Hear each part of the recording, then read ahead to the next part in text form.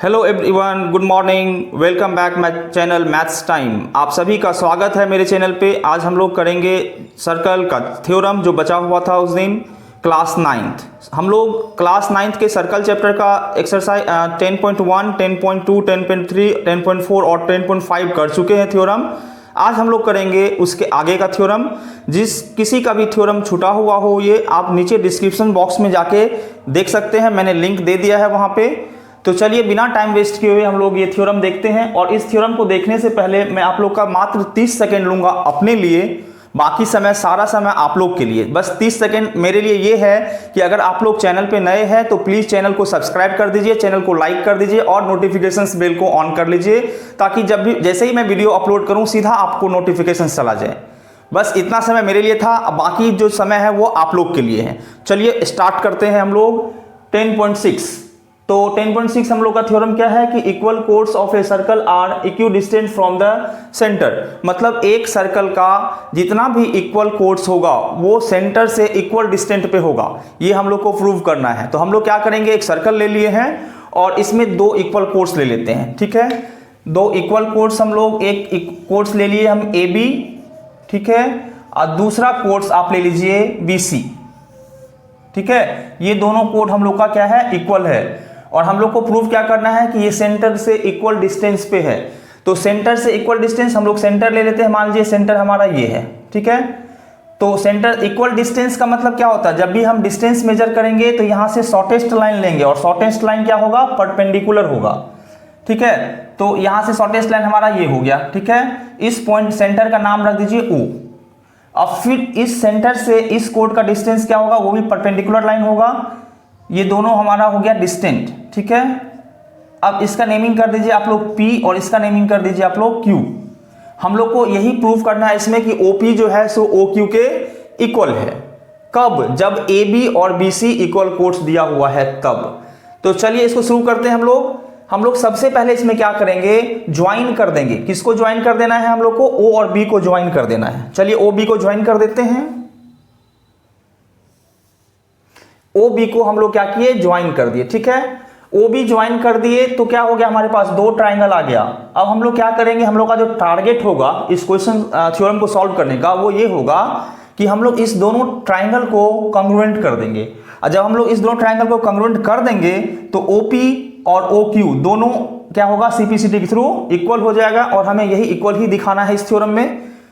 तो चलिए हम लोग क्या करेंगे, इसमें OAB गिवन है हम लोग को क्या है कि AB इक्वल है आपको BC का, ये गिवन है हम लोग को इक्वल कोड्स। ठीक है, अब प्रूव क्या करना है हम लोग को, टू प्रूव कि OP इक्वल टू OQ, मतलब both are equidistant, both equal कोड आर इक्विडिस्टेंट। कहां से, सेंटर से।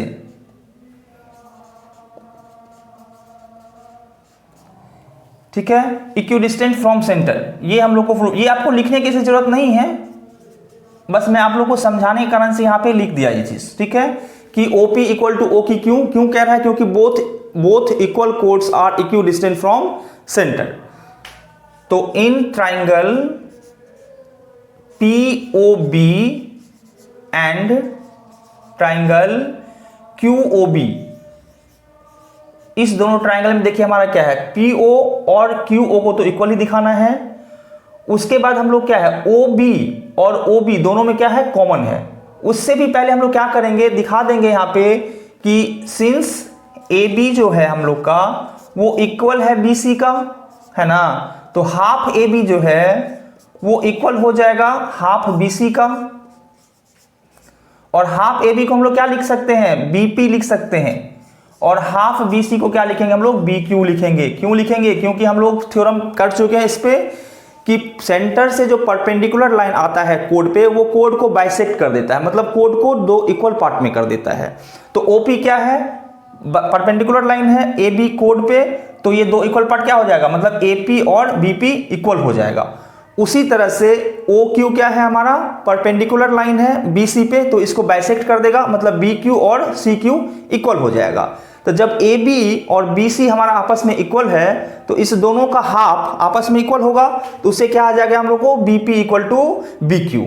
ठीक है, और उसके बाद हम लोग क्या लिखेंगे कि O B equal to O B. ये क्या है, ये हम लोग को कॉमन है, मतलब दोनों ही ट्रायंगल में ये साइड गिवन है। ठीक है, इसके बाद angle O P B equal to angle O Q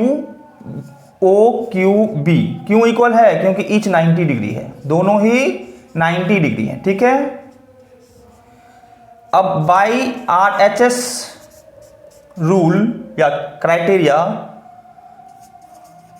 of congruence, triangle POB congruent हो गया ट्राइंगल QOB का।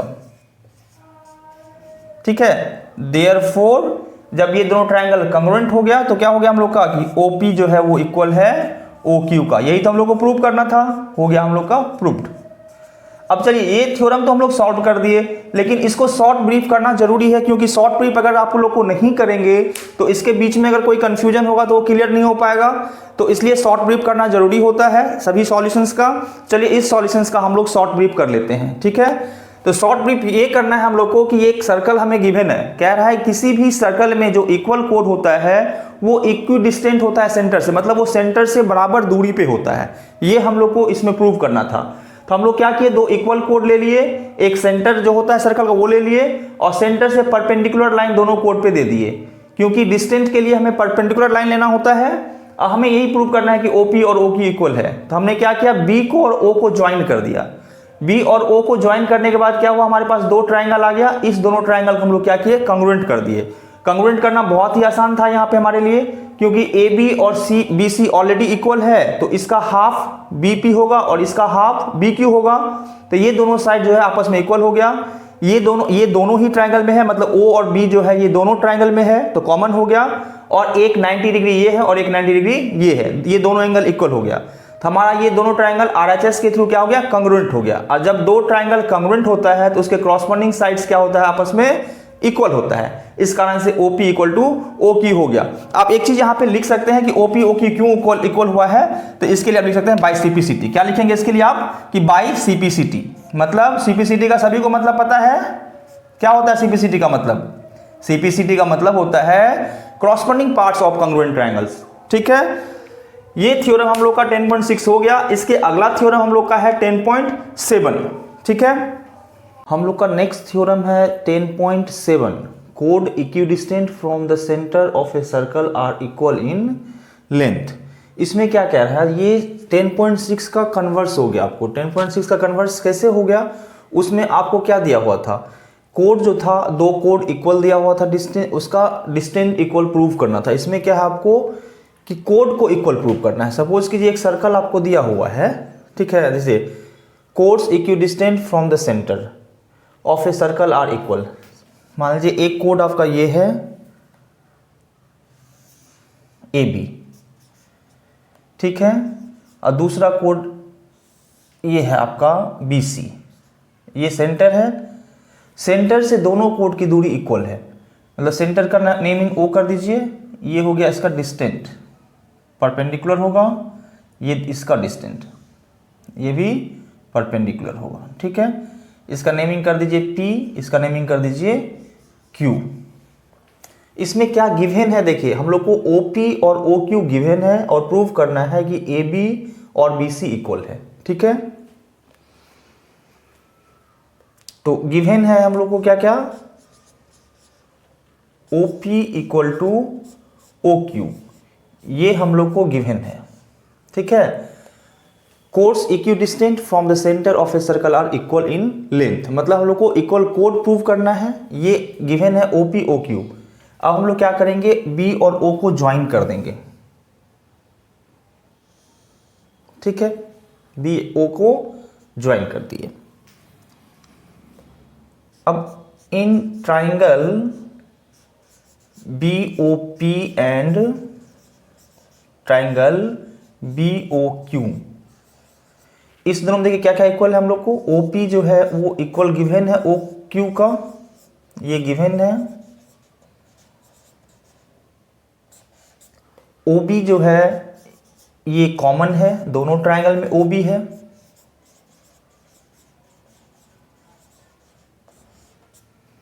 और angle BPO equal to angle BQO। क्यों इक्वल होगा? क्योंकि ईच 90 डिग्री, दोनों 90 डिग्री है। तो कौन सा रूल से दोनों ट्राइंगल कन्वर्ट होगा? तो by RHS, criteria of congruence, triangle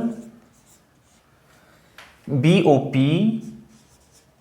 congruent हो गया ट्राइंगल BOQ का। अब देखिए जब ये दोनों ट्राइंगल हम लोग का कॉन्ग्रुएंट हो गया है तो BP और BQ इक्वल हो जाएगा CPCT से, तो therefore BP equal to BQ। क्यों इक्वल होगा? तो by CPCT। CPCT means corresponding parts of congruent triangles are equal। जब आप इस दोनों ट्राइंगल को congruent इक्वल कर दिए हैं, प्रूव कर दिए हैं, तो इसके corresponding साइड इसके corresponding साइड के इक्वल होगा, तो BP इक्वल टू BQ। अब ध्यान से देखिए कि BP क्या है हमारा है, AB का हाफ है ना, AB का हाफ है BP, और BQ क्या है, BC का हाफ है। तो 2BP therefore 2BP equal to 2BQ। क्योंकि अगर मान लीजिए आपका BP और BQ इक्वल है तो BP का डबल और BQ का डबल भी आपस में इक्वल होगा। तो 2BP को हम लिखेंगे AB और 2BQ को लिखेंगे हम लोग BC। हो गया हम लोग को प्रूव, यही प्रूव करना था इस थ्योरम में कि अगर दो कोड इक्वी डिस्टेंट है फ्रॉम सेंटर से तो वो दोनों कोड इक्वल होगा। चलिए इसको हम लोग बस शॉर्ट ब्रीफ कर लेते हैं, जो कि शॉर्ट ब्रीफ करना बहुत जरूरी है। क्यों ऐसा क्यों जरूरी है? जो भी अगर आपको कोई कंफ्यूजन होता है बीच में या कहीं कुछ समझ नहीं आया है तो वो शॉर्ट ब्रीफ में आपको समझ में आ जाएगा। ठीक है, चलिए देखते हैं हम लोग दो कोड ले लिए हैं AB और दूसरा कोड ले लिए है BC। ये दोनों इक्वी डिस्टेंट है सेंटर से। इक्वी डिस्टेंट का मतलब होता है कि दोनों का सेंटर से जो दूरी है वो इक्वल है। तो OP क्या है, इसका डिस्टेंट है AB का O से, और OQ क्या है, डिस्टेंट है BC का O से। O क्या है हमारा, सेंटर है। हमने क्या किया, इसमें O और B को ज्वाइन कर दिया, OB ज्वाइन कर दिया तो दो ट्राइंगल फॉर्म हो गया। इस दोनों ट्राइंगल को कंग्रुएंट कर दिए। कंग्रुएंट कैसे किए? क्योंकि OP OQ equal, OB common और angle P equal to angle Q, तो RHS के द्वारा दोनों ट्राइंगल कंग्रुएंट हो गया। फिर सिंप्लिसिटी से हम लोग का BP और BQ इक्वल हो गया। अब BP और BQ जब इक्वल है तो 2 इंटू BP मतलब BP का डबल और BQ के डबल का इक्वल होगा। तो BP का डबल क्या हो गया हम लोग का AB, और BQ का डबल क्या हो जाएगा हम लोग का BC। यही हम लोग को रिक्वायरमेंट था इस थ्योरम में। चलिए हम लोग इसके बाद नेक्स्ट थ्योरम करेंगे जो कि 10.8 है। तो थ्योरम 10.8 क्या हम लोग कह रहा है कि the angle subtended bye an arc at the centre is double the angle subtended by it at any point on the remaining part of the circle। मतलब इसमें क्या कह रहा है कि एक सेंटर ले लीजिए आप, सेंटर है सर्कल का, एक आर्क क्या होता है कि पार्ट ऑफ सरकमफ्रेंस, मतलब ये बाउंड्री जो है सर्कल का, इसका कोई भी पार्ट क्या कहलाएगा, आपको आर्क कहलाता है। तो मान लीजिए एक हमारा A और B जो है वो आर्क है, AB क्या है, आर्क है। AB हमारा सेंटर पे कितना एंगल फॉर्म करेगा, तो ज्वाइन कर दीजिए, सेंटर O ले लीजिए, OA एंड OB को ज्वाइन कर दीजिए, ये एंगल फॉर्म किया। ये हमारा एंगल जो फॉर्म हुआ है सेंटर पे वो AB आर्क से फॉर्म हुआ है। ठीक है, अब इसी AB से अगर आप रिमेनिंग पार्ट पे यहां से लेकर के इधर कहीं भी अगर आप एंगल फॉर्म करते हैं तो वो उस एंगल का ये एंगल डबल होगा। जैसे एग्जांपल के लिए आप ज्वाइन कर दीजिए यहाँ पे, इसको ज्वाइन कर दीजिए आप यहाँ पे। ठीक है, तो यहाँ C पॉइंट दे दीजिए। ये जो एंगल फॉर्म हुआ है आपको इसी आर्क से हुआ, AB से ही, और ये सेंटर पे भी एंगल जो फॉर्म हुआ है वो भी AB से ही हुआ है। तो जो सेंटर पे एंगल फॉर्म हुआ है ये डबल होगा किसका, इस एंगल C का, क्योंकि ये एंगल C भी जो है वो सेम आर्क से फॉर्म हुआ है। यही थ्योरम हम लोग का कह रहा है। तो चलिए देखते हैं। To prove angle AOB equal to 2 angle ACB, ये हम लोग को प्रूव करना है। ठीक है, तो हम लोग क्या करेंगे इसमें, join O and C, OC को ज्वाइन कर दीजिए and produce OC two point D। मतलब OC को ज्वाइन कर दीजिए, इसको आगे तक आप बढ़ा दीजिए। ठीक है, OC को ज्वाइन कर दीजिए, इस पॉइंट को हम लोग क्या किए, D तक बढ़ा दिए। ठीक है, अब ध्यान से देखिए, हमारा ट्राइंगल AOC एक फॉर्म हो रहा है, उधर BOC ट्राइंगल फॉर्म हो रहा है। तो AOC हमारा आइसोसेलेस ट्राइंगल फॉर्म हुआ या नहीं हुआ, क्योंकि OA और OC क्या हमारा है, रेडियस है। ठीक है, तो इन ट्राइंगल AOC में OA इक्वल है हमारा OC का। क्यों इक्वल है, रेडियाई है, रेडियाई मतलब प्लूरल ऑफ रेडियस। देयरफॉर इसी कारण से हम इस एंगल को डिनोट कर दीजिए 1 से और इस एंगल को डिनोट कर दीजिए 2 से। ठीक है, therefore angle 1 equal to angle 2। Reason क्या देंगे आप लोग, angles opposite to equal sides to equal sides. यहां पे क्या होता है, आपको हिंट ही देना होता है, ज्यादा लंबा लिखने की जरूरत नहीं होता है। आप लोग को हिंट दे दीजिए ताकि आपको पता है कि आपने एंगल 1 और एंगल 2 क्यों इक्वल लिखा है। तो एंगल 1 और एंगल 2 हम लोग इसलिए इक्वल लिखे हैं क्योंकि ये angles opposite to equal sides, OA और OC इक्वल है, इसी कारण से एंगल 1 और एंगल 2 इक्वल होगा। ठीक है, अब ध्यान से देखिए, ये जो एंगल हम लोग का है, जो एंगल AO और D फॉर्म हो रहा है, ये वाला, ये हम लोग को एक्सटीरियर एंगल है। किस ट्राइंगल का, तो AOC का। तो हम लोग लिखेंगे since angle AOD is an exterior angle of triangle AOC, therefore इसी कारण से angle AOD equal to angle 1 plus angle 2। क्योंकि एक एक्सटीरियर एंगल जो होता है किसी ट्राइंगल के, वो अपोजिट टू इंटीरियर एंगल के सम के बराबर होता है। ठीक है, एंगल AOD इक्वल टू, अब देखिए एंगल 1 और एंगल 2 दोनों बराबर है, तो क्या हम एंगल 1 के जगह पे भी लिख सकते हैं एंगल 2 प्लस एंगल 2। रीजन दे दीजिए, since angle 1 equal to angle 2। ठीक है, तो angle AOD equal to 2 angle 2, इसको लिख लीजिए आप 1। ठीक है, जैसा प्रोसेस हम लोग एंगल AOD के लिए किया है, उसी तरह से हम लोग एंगल BOD के लिए भी करेंगे। तो सिमिलरली, या तो आप सिमिलरली करके लिख लें, नहीं तो फिर इतना ही आप इसके लिए भी करेंगे। ठीक है, तो सिमिलरली करके ही लिख लीजिए, similarly angle BOD equal to, इसका डिनोट कर दीजिए आप इसको 4 से, इसको कर दीजिए आप 3 से। ठीक है, तो similarly angle BOD equal to 2 angle 4।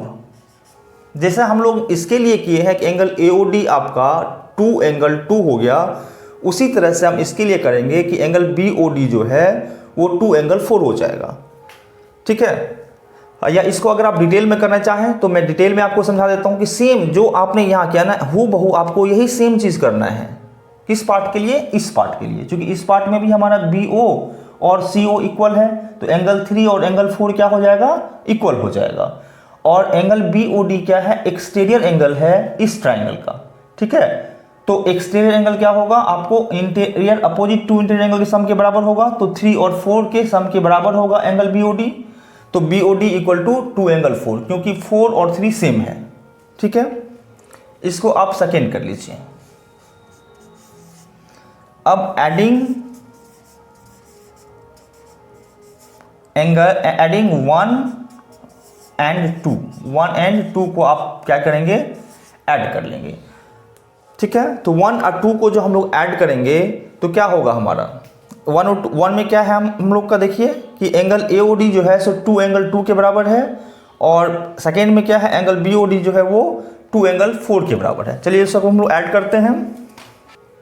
ठीक है, जब हम लोग ऐड करेंगे तो क्या हो जाएगा हम लोग का कि angle A O D plus angle B O D equal to 2 angle 2 plus 2 angle 4।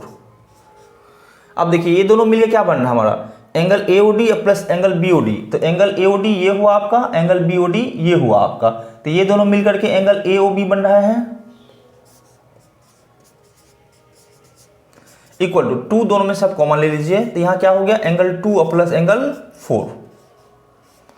तो angle A O B equal to 2 angle 2 plus angle 4 मिलकर हमारा क्या बन रहा, देखिए 2 ये रहा 4 ये रहा, तो ए सी बी, तो 2 एंगल ए सी बी। यही चीज हम लोग को प्रूव करना था, हो गया प्रूव्ड। चलिए इसको एक बार शॉर्ट ब्रीफ करके हम लोग देख लेते हैं कि थ्योरम क्या कह रहा है और इस थ्योरम में हम लोग को प्रूव क्या करना है। थ्योरम में हम लोग को कह रहा है कि किसी भी एक आर्क से, सर्कल पे कोई भी एक आर्क लीजिए, उससे एंगल आप सेंटर पे बना दीजिए, वो जो एंगल होगा वो डबल होगा। किसका डबल होगा, उसी आर्क से अगर आप सर्कल के रिमेनिंग किसी पॉइंट पे एंगल बनाते हैं तो। जैसे हम लोग ए बी एक आर्क ले लिए, सेंटर पे एंगल फॉर्म कर रहा है, अब इसी आर्क से हमने क्या किया, दूसरे जगह एक पॉइंट सी लेकर के एंगल फॉर्म कर दिए। हम लोग को प्रूव क्या करना था कि एंगल ए ओ बी जो है वो इस ए सी बी का डबल है। तो हम लोग क्या किए, ओ और सी को ज्वाइन कर दिए और आगे तक प्रोड्यूस कर दिए डी तक, ताकि हमारे पास 2 ट्राइंगल बन जाए और दोनों का एक एक एक्सटीरियर एंगल भी फॉर्म हो जाए। तो हम लोग क्या किए, इस ट्राइंगल का एक्सटीरियर एंगल ये है, ये ट्राइंगल हम लोग का आइसोसेलेस ट्राइंगल फॉर्म हुआ, ये मतलब ए ओ सी ट्राइंगल हम लोग का आइसोसेलेस ट्राइंगल फॉर्म हुआ है, जिसके 2 एंगल इक्वल होगा, एंगल 1 और एंगल 2 इक्वल होगा, क्योंकि प्रॉपर्टी है आपको कि angle opposite to equal sides are equal. और ये एंगल जो ए ओ डी है वो एक्सटीरियर एंगल है इस ट्राइंगल का। तो एक एक्सटीरियर एंगल जो होता है ट्राइंगल का वो सम होता है किसके, अपोजिट टू इंटीरियर एंगल के। तो ए ओ डी जो है सो एंगल 1 और एंगल 2 के सम के बराबर हो जाएगा। तो ए ओ डी जो है सो 2 एंगल 2 मतलब इसके डबल के बराबर हो जाएगा, क्योंकि ये 1 और 2 इक्वल है। सेम इसी तरीका से एंगल बी ओ डी जो है सो एंगल 4 और एंगल 3 के सम के बराबर होगा। तो इसको क्या करेंगे आप लोग, 2 एंगल 4 कर लेंगे, क्योंकि ये दोनों बराबर है। अब फिर उस दोनों को ऐड कर दिए हैं, तो ऐड करके हम लोग का एंगल ए ओ बी जो है वो एंगल 2 ए सी बी के बराबर प्रूव्ड हो गया। चलिए इसके बाद हम लोग नेक्स्ट थ्योरम देखते हैं। नेक्स्ट थ्योरम हम लोग का क्या है, 10.9 कि angles in the same segment of a circle are equal. मतलब एक सर्कल में सेम सेगमेंट से जितना भी एंगल बनेगा वो सब एंगल क्या होगा, इक्वल होगा। चलिए हम लोग इसको करते हैं। एक सर्कल ले लिए हम लोग, एक सेंटर ले लिए इसका, ठीक है, और एक सेगमेंट मान लीजिए ए हमारा है और ये हमारा बी है, ठीक है। इससे हमने क्या किया, एक एंगल यहाँ फॉर्म कर दिए, ठीक है, ये एंगल सी हो गया हम लोग का, और एक दूसरा एंगल हम लोग यहाँ पे फॉर्म कर दिए, ठीक है। इसका नेमिंग डी कर दीजिए, ठीक है। अब हम लोग को क्या दिखाना है कि एंगल सी जो है वो एंगल डी के इक्वल है। ये थ्योरम यही कह रहा है, ठीक है। एंगल सी जो है वो एंगल डी के इक्वल है। तो हम लोग को प्रूव करना है इस थ्योरम में, to prove angle A C B equal है एंगल ए डी बी का, ठीक है। इसको प्रूव करने के लिए हम लोग क्या करेंगे, एक और एंगल बनाएंगे। वो एंगल कहाँ बनाएंगे, सेंटर पे बनाएंगे, उसी सेगमेंट से। इसी सेगमेंट से हम लोग क्या करेंगे, सेंटर पे एक एंगल फॉर्म कर देंगे, ठीक है। डॉटेड लाइन से फॉर्म कर देते हैं ओ, ये, ठीक है।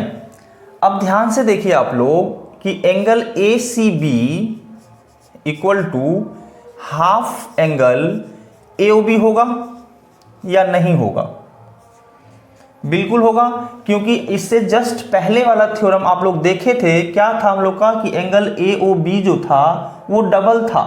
मतलब एक सेगमेंट से, एक आर्क से जो सेंटर पे एंगल बनता है वो डबल होता है किसका, तो उसी आर्क से remaining part of the circle कहीं भी अगर एंगल फॉर्म कर रहा है तो angle A O B C का क्या होगा, डबल होगा, ठीक है। तो वही चीज लिखा हमने, angle A C B equal to half angle A O B. तो ए सी बी ये डबल हुआ तो ए सी बी क्या हो जाएगा आपको, इसका हाफ हो जाएगा, ठीक है। सेम उसी तरह से कि angle A D B equal to half angle AOB। ये थ्योरम में हम लोग कर रहे हैं। सेम चीज है, मतलब फर्स्ट जो लॉजिक फर्स्ट के साथ आपने फॉलो किया है वैसी लॉजिक को आपको सेकंड के साथ भी फॉलो करना है कि सेम सेगमेंट से एक आर्क से जो सेंटर पे एंगल बन रहा है वो उसी सेगमेंट से कहीं भी अगर एंगल फॉर्म हो रहा है तो उसका डबल होगा, मतलब सेंटर पे डबल एंगल बनेगा। तो C का डबल यहां बना तो D का भी डबल ये बनेगा, मतलब D भी क्या होगा, इसका हाफ होगा। अब देखिए फ्रॉम 1 and 2